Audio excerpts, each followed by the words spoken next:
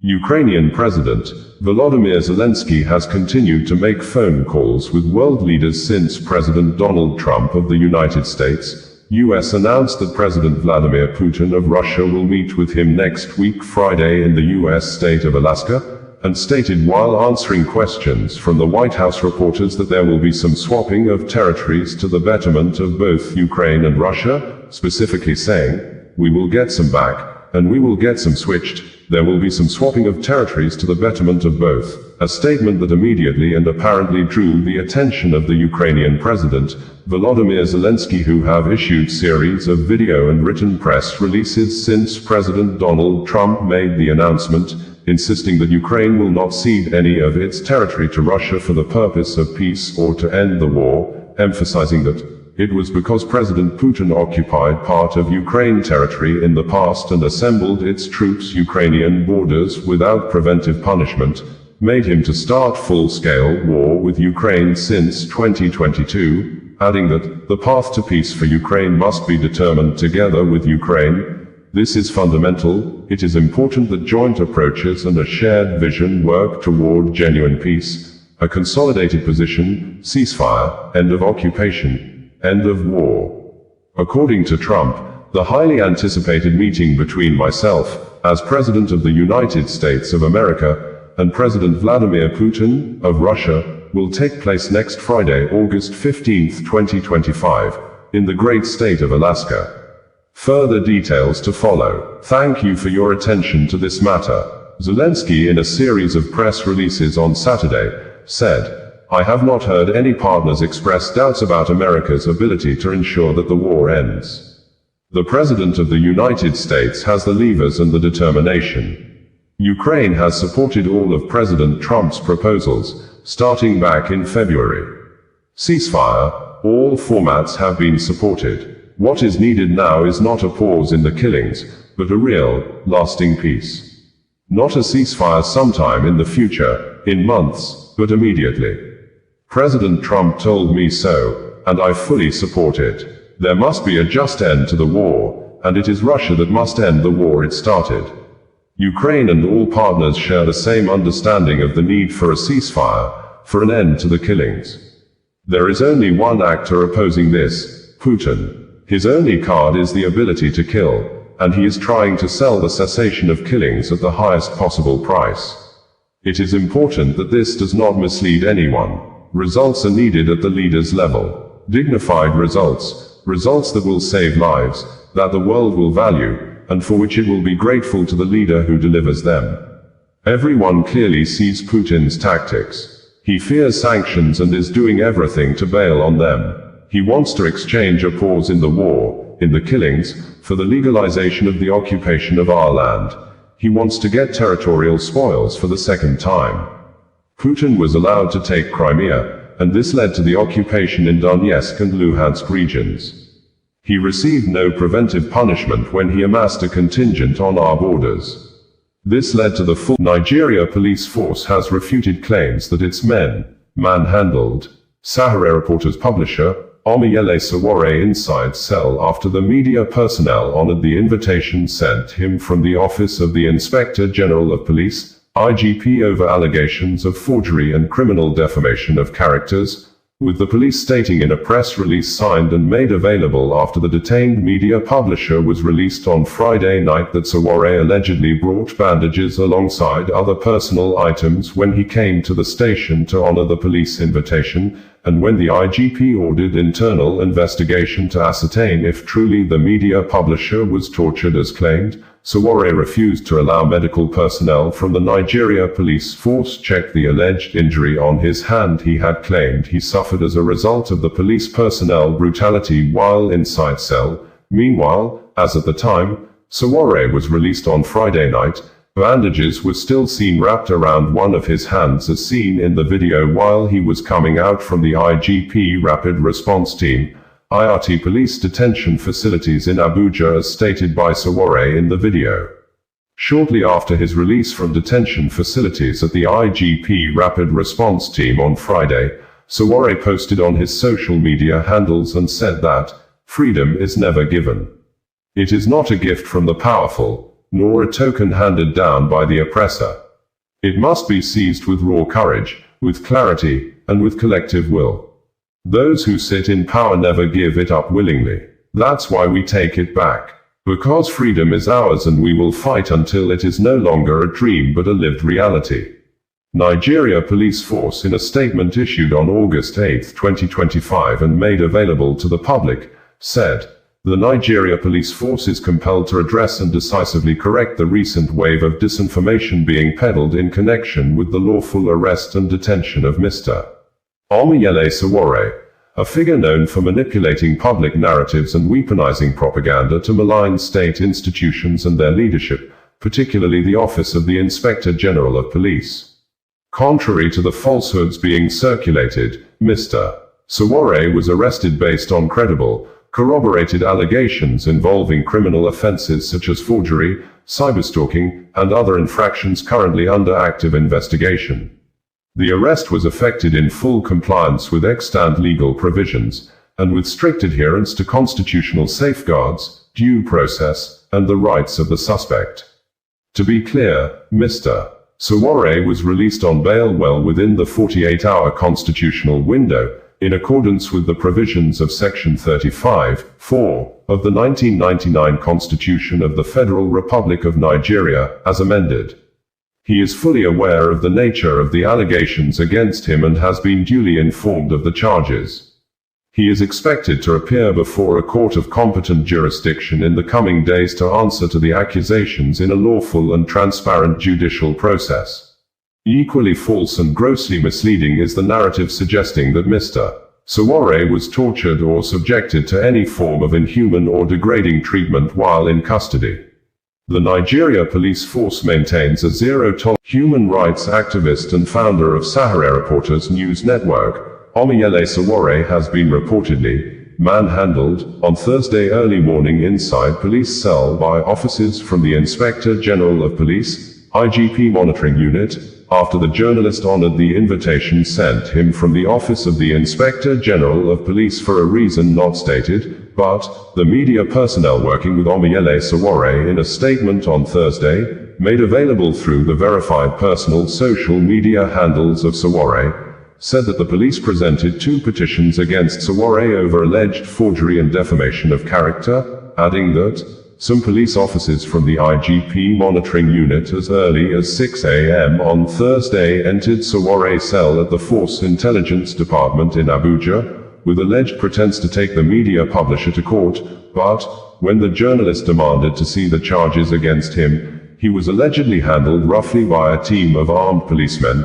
This, Barrister Adeyanju Deji petitioned the President of Nigeria, Bola Ahmed Tinubu, demanding the immediate dismissal of the IGP, Kayode Egbetoken, for allegedly abusing his office by thus using his high-ranking office in the Nigeria Police Force to settle personal scores, although the Nigeria Police Force has not reacted to these allegations, but the force in a press release on Thursday afternoon, apparently made statements in relation to the current matters involving the detained media publisher, Omoyele Sowore, by insisting and stating in the press statement that the recent promotions in the Nigeria Police Force was based on merit, and not selective, accusing an unnamed online platform of allegedly sponsoring deliberate falsehoods to tarnish the image of the force, while also calling on officers and men of the force to desist from lobbying to get promoted, saying, "The IGP has warned that any police personnel caught lobbying to get promotion will be made to face disciplinary action." According to the post published via Sowore's social media handles, the media team of the publisher said, "This morning at 6 a.m., a police team led by a chief superintendent of police from the IGP monitoring unit forcibly gained entry into Omoyele Sowore's cell at the Force Intelligence Department in Abuja, claiming they were taking him to court." The team of 9 officers, including 8 heavily armed personnel, handled Sowore roughly when he asked to see the charges and notify his lawyers, breaking his arm in the process, before taking him to another police facility, the media team stated. In another post, the media said, the notorious former SARS officer, DCP Akin Fakorede, presented 2 petitions to Sowore from the illegal IGP's office, one alleged forgery and the second written by Bukola Yemisi Kuti, who was promoted to ACP because she's mistress, alleges criminal defamation. Sawore had, before honoring the police invitation on Wednesday, said in a number of posts previous day that the IGP monitoring unit has scheduled my interview for tomorrow at 11 a.m., yet they have refused to provide a copy of the purported petition against me. It is now clear that their intention is to conceal the sinister plan of the illegal IGP and continue operating in darkness.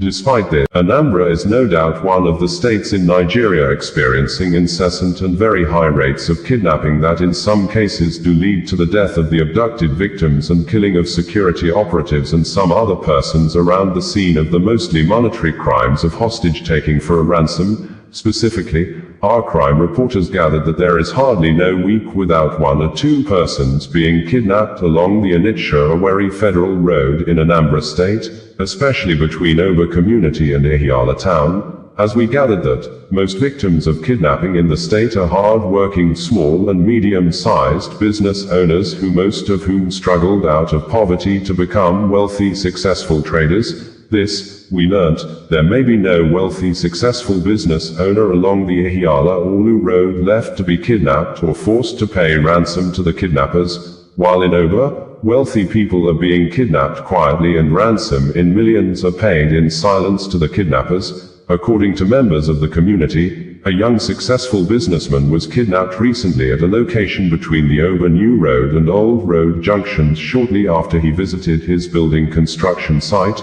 while we also learned that some people in the state do report or contract their friends to kidnappers just to get a share from the ransom that will be paid afterwards, or when such people have issue or dispute with their friends or co-traders. It may interest you to know that the Anambra State Police Command recently arrested a 24-year-old male suspect, Muananye Victor, for allegedly luring his friend to be kidnapped by his criminal gang in Uli, Ihiala local government area of the state, and they reportedly collected a ransom in dollars equivalent to 5.3 million nairas with his gang members, just as gunmen in a not too long distance time abducted a lawyer and two other persons in Mpologwu, Aguata local government area of Anambra, in addition to previous cases of kidnapping of the owner of the Porsche Club, Chief Ibia Orji, by unknown gunmen after the gunmen killed numbers of persons along the new Oba Newi Road in Idemili South local government area of Anambra State,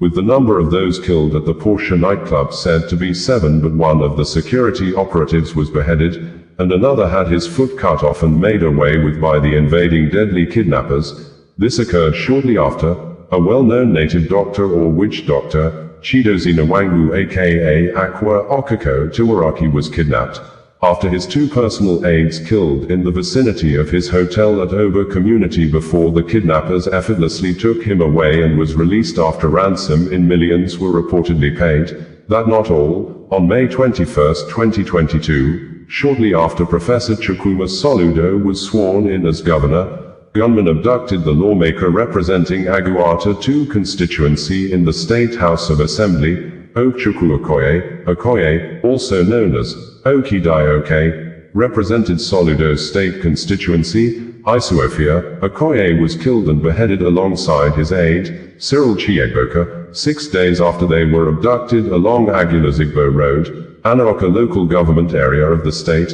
and their heads and bodies dumped along a roadside in the state.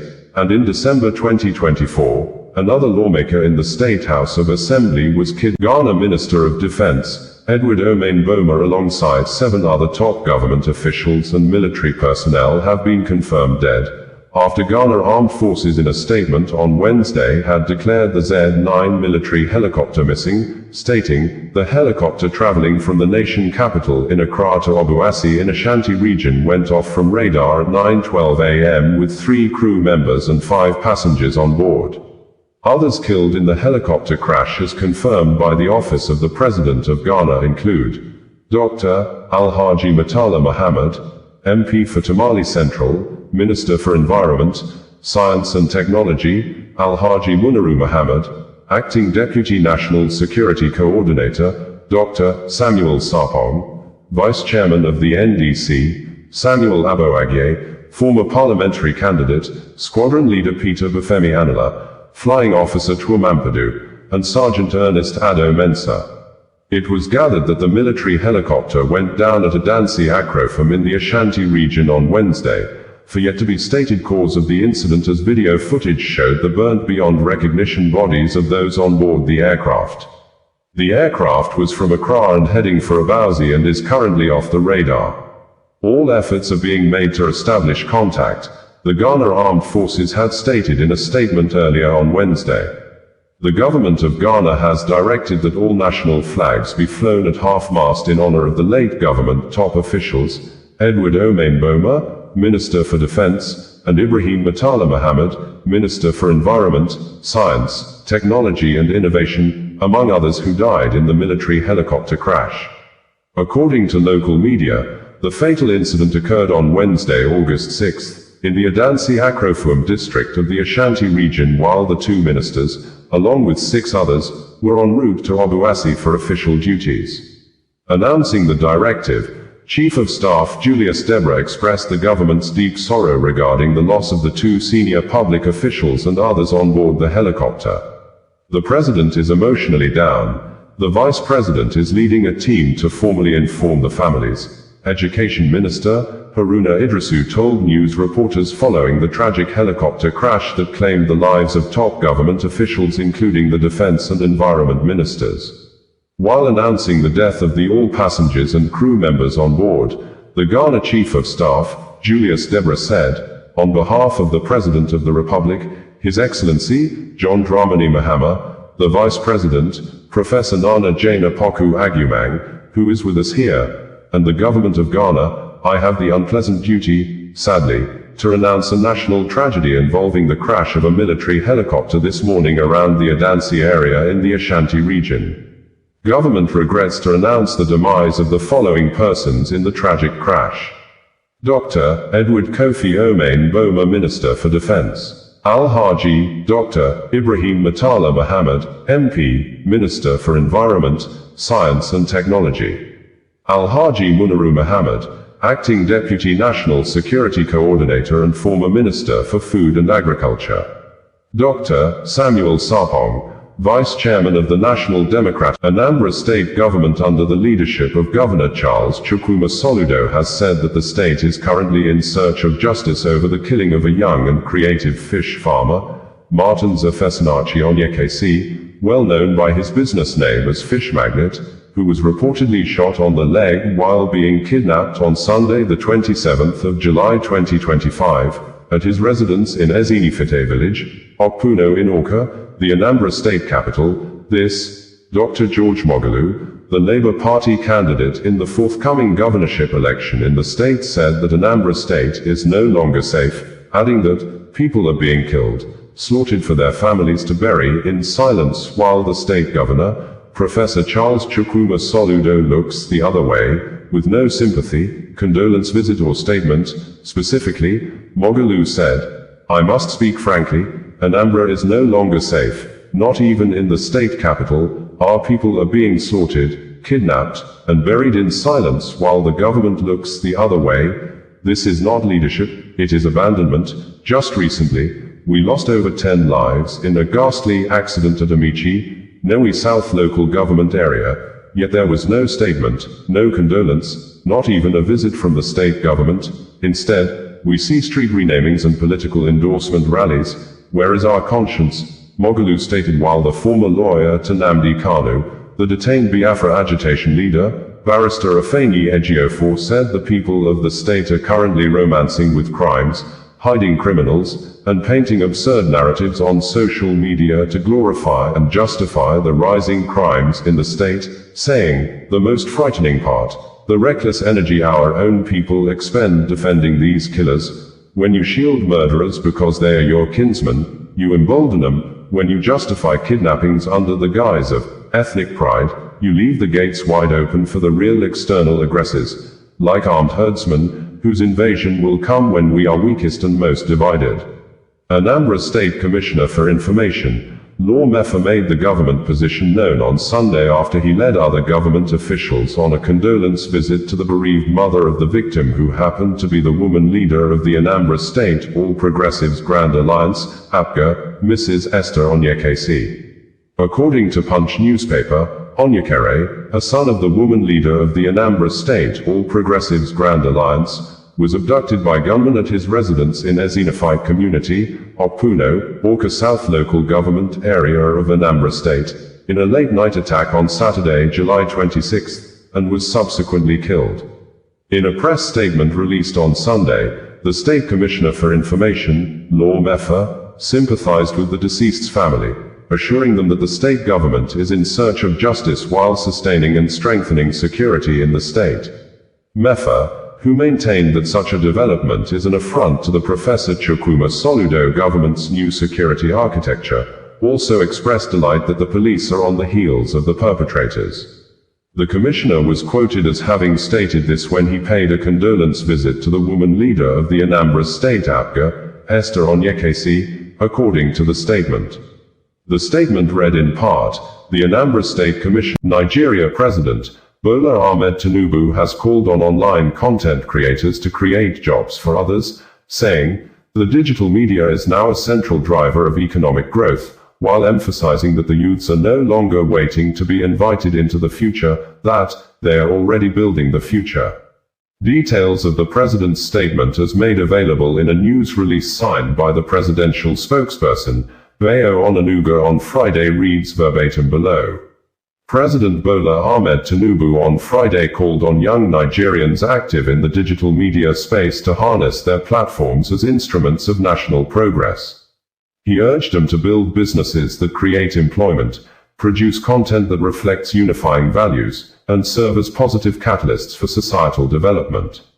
He emphasized the critical importance of verifying information before amplifying it. At the opening of the Progressives Digital Media Summit, themed, Unveiling the Critical Role of New Media in National Development, President Tinubu said, your generation has recognized this moment.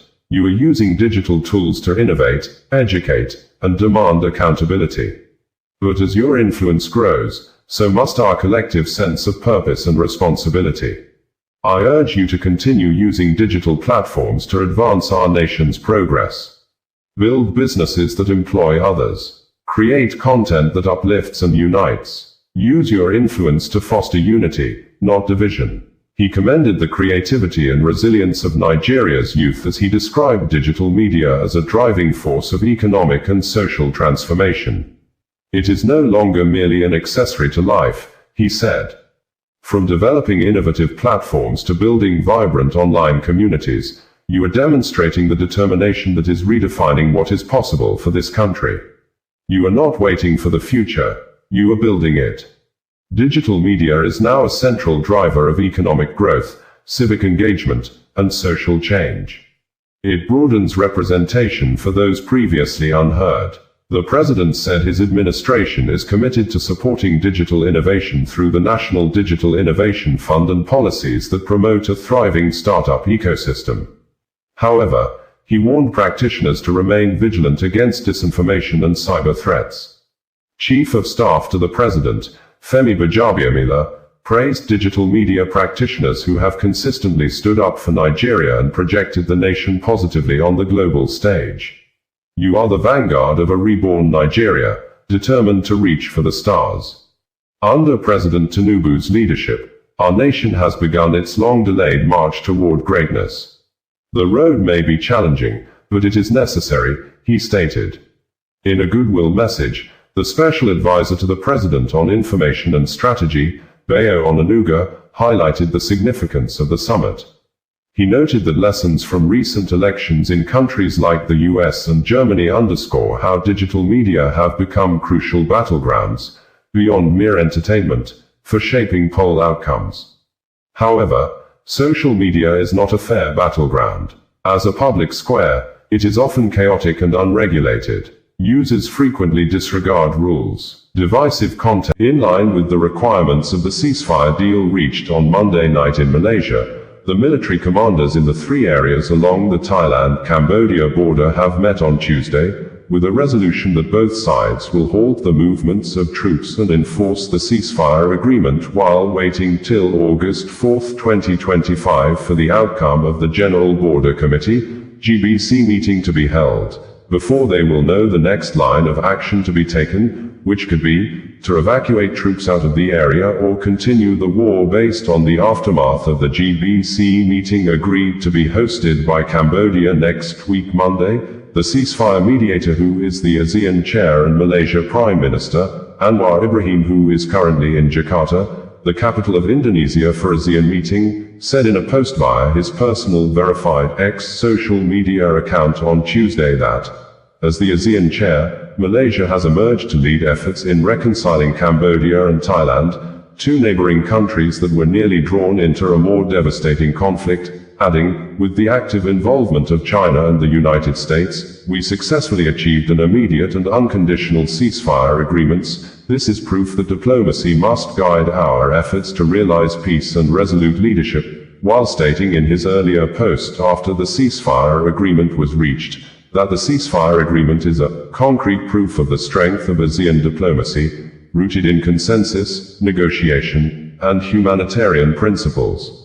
The Office of the Prime Minister of Malaysia, in a press statement published on its website, stated that, on behalf of the Malaysian government and ASEAN, I must express my deep appreciation and gratitude to both my close friends and associates, the Prime Minister of Cambodia, Samdech Hun Mane, and the Acting Prime Minister of Thailand, Phumtham Wechayoi, for not only being present, gracious enough to participate in very frank discussions, very passionate about securing peace, and due to their efforts and participation, we have seen very positive developmental results that would all go well for Cambodia and Thailand and for ASEAN. The government of Malaysia, Cambodia and Thailand issue this joint press release following the special meeting chaired, hosted and witnessed by Prime Minister Anwar Ibrahim in Putrajaya and participated by Cambodia's Prime Minister Samdech Mohabawatipidai Hun Mane and Thailand's Acting Prime Minister Phumtham Wechayoi, and co-organized by the United States of America with the active participation of the People's Republic of China, to promote a peaceful resolution to the ongoing situation. PM Hun Mane and Acting PM Phumtham Wechayoi have expressed the positions and willingness for immediate ceasefire and return to normalcy. The United States President, Donald J. Trump, has been in contact with the leaders of both countries, urging the leaders to find peaceful solution to the conflict. The Chinese side has kept close contact with Cambodia, Thailand, Malaysia, and relevant countries, to actively promote dialogue, ceasefire, and restoring peace. The presence and collaboration of all parties underscore a shared commitment to peace, dialogue, and regional stability. Both Cambodia and Thailand reached a common understanding, as follows: an immediate and unconditional ceasefire, with effect. Nigeria on Monday staged an uncommon welcoming ceremony to appreciate and celebrate the country women football team, who may be apparently correct to be described as winning queens of Africa, as they landed at the Nnamdi Azikiwe International Airport in Abuja after the Super Falcons of Nigeria defeated the host Lionesses of Morocco by 3-2 in a breathtaking and thrilling final football match held in Rabat, the capital city of Morocco, on Saturday, marking the 10th triumph of the Super Falcons on the continental stage after the previous triumphs in the Women's Africa Cup of Nations, WAFCON, consecutively in 1998, 2000, 2002, 2004, 2006, 2010, 2014, 2016, 2018 and recently for the 2024 Africa Continental Women Tournaments. Many top government officials, most especially governors and ministers like the governors of Kaduna, Uba Sani, governor of Kwara, Abdul Rahman Abdul Razak and Imho State, Hope Uzodinma, gathered for hours at the Nnamdi Azikiwe International Airport, Abuja, waiting the Super Queens of Africa to arrive, and after welcoming the women football icons home, the governors led the amazing stars of Africa to the West Africa country's presidential villa known as Aso Rock, where President Bola Ahmed Tinubu conferred on the 24 Super Falcons football players and the 11-member technical team the National Honors Awards of Officer of the Order of Niger, and gifted them houses each in Abuja with $100,000 each for the 24 women players, which total sum is approximately equivalent to 3.6 billion nairas based on 1,500 nairas exchange rate to a dollar pegged by the president for the 2025 financial year in the country. And in addition, the president gifted the 11-member technical team of the Super Falcons $50,000 each, which approximately represent a total of 825 million nairas, bringing the total cash gift to 4,425 million nairas. During the presentation, President Bola Ahmed said he never wanted to watch the match because he did not want to have high blood pressure, adding that the Super Falcons kept him hungrier as his wife, the First Lady of Nigeria, Oloremi Tinubu, was at the kitchen preparing his food while watching the match, emphasizing the First Lady almost abandoned his dinner because of the football match, and the Super Falcons on Monday could be seen singing, praising and dancing with the First Lady, Oloremi Tinubu, by thus reversing the negativity of the popular viral song of "Na Your Mama Be This" to "Na Our Mama Be This," to accept the First Lady as the mother of all in the nation, which could be recalled that,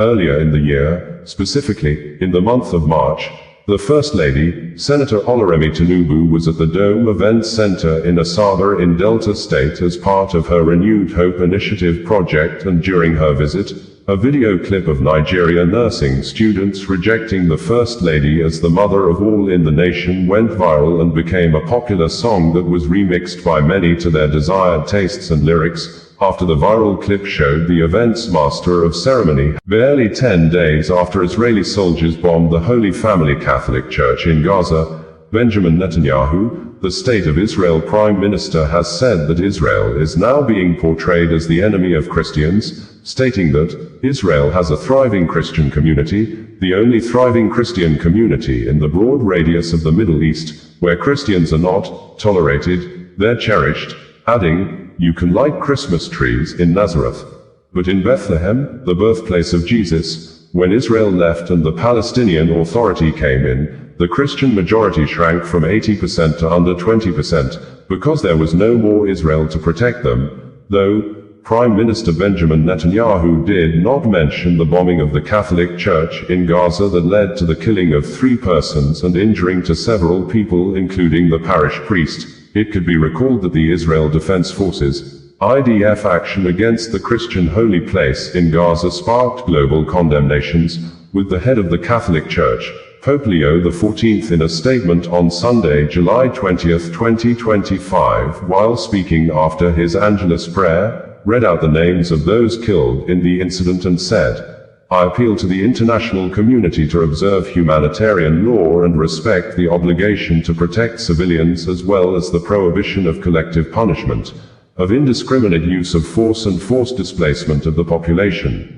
During a church event on Sunday, Prime Minister Benjamin Netanyahu, while speaking at the Daystars Together as One event in Jerusalem with Pastor Paula White, leader of the Whitehouse Faith Office, said, "Iran is now being projected as the friend of the Americans."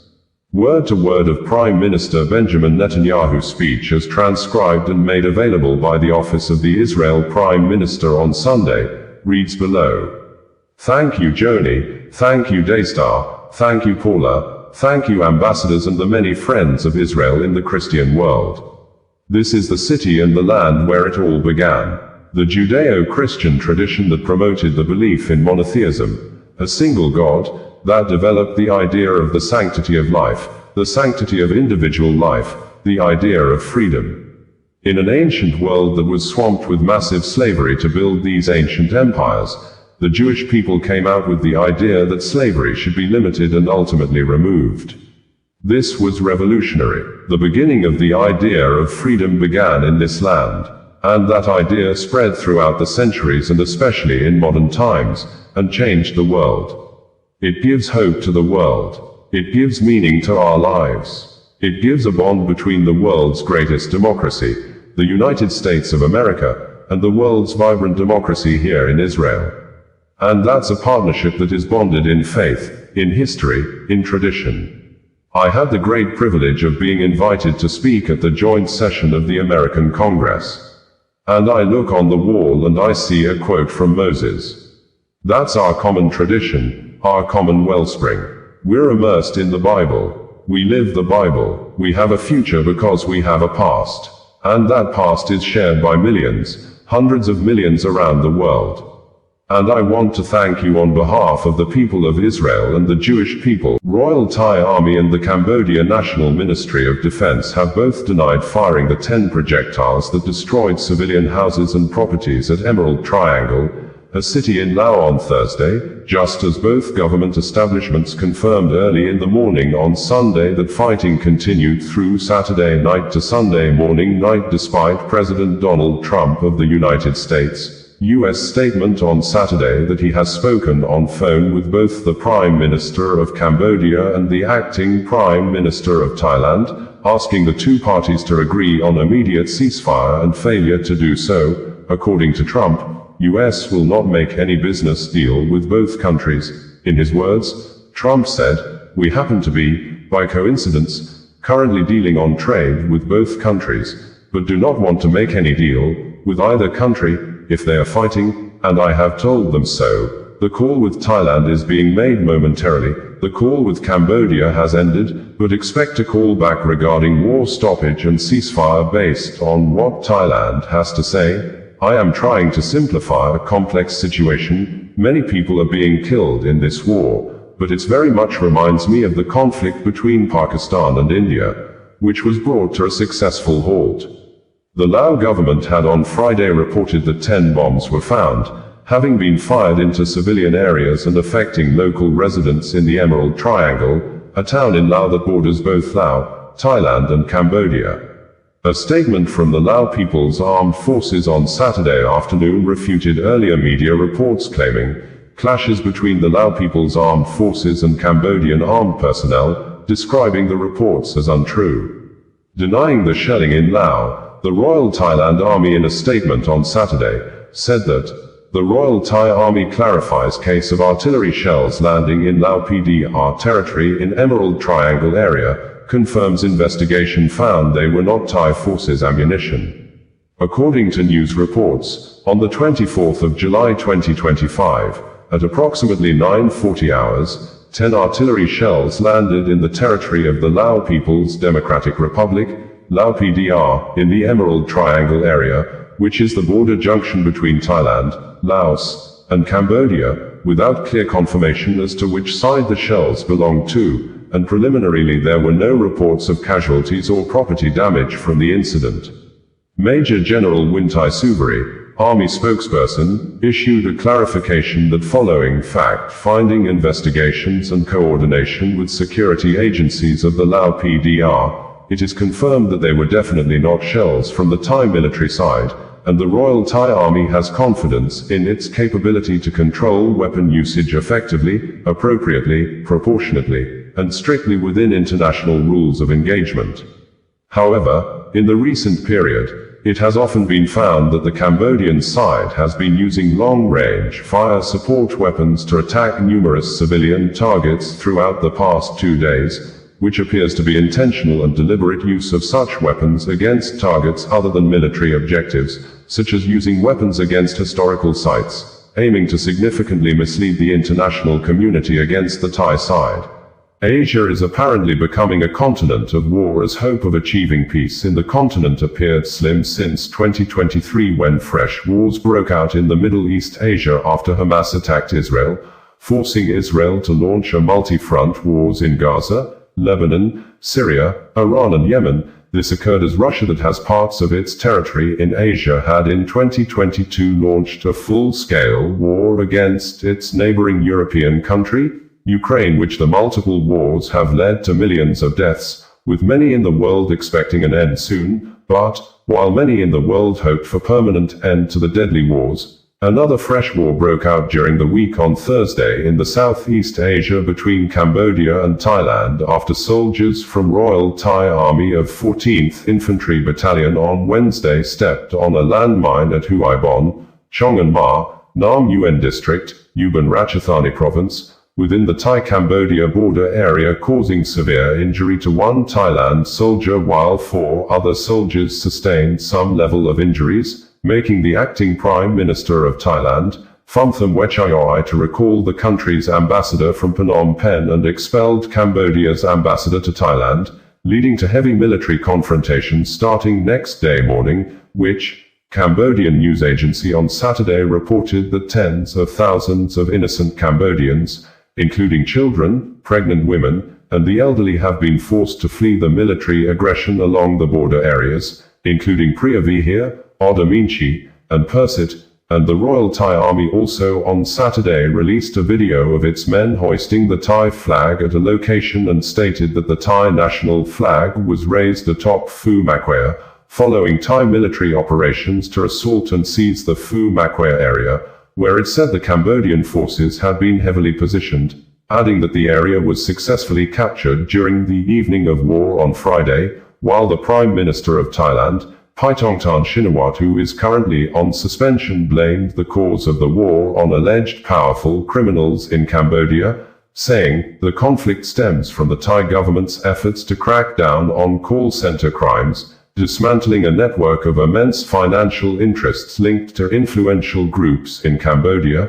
Notwithstanding, the Prime Minister of Cambodia, Samdech Mohabova Thapade Hun Mane, in a statement called on Cambodians not to attack businesses and citizens of Thailand living in Cambodia, adding that, after the Prime Minister of Malaysia and the rotating chairman of ASEAN, Anwar Ibrahim, intervened in the matter on Thursday, both countries agreed to a ceasefire slated to start on Friday by 12 a.m., but, an hour after Malaysia Prime Minister told him that Thailand has agreed to the ceasefire, Thailand rescinded its decision and continued military actions against Cambodia, and the Cambodia Ministry of National Defense spokesperson, Lieutenant General Maili Sokita, in an operational updates on Saturday, said that Thailand has continued to expand its military, including its infantry forces, heavy weaponry, into Cambodia territory.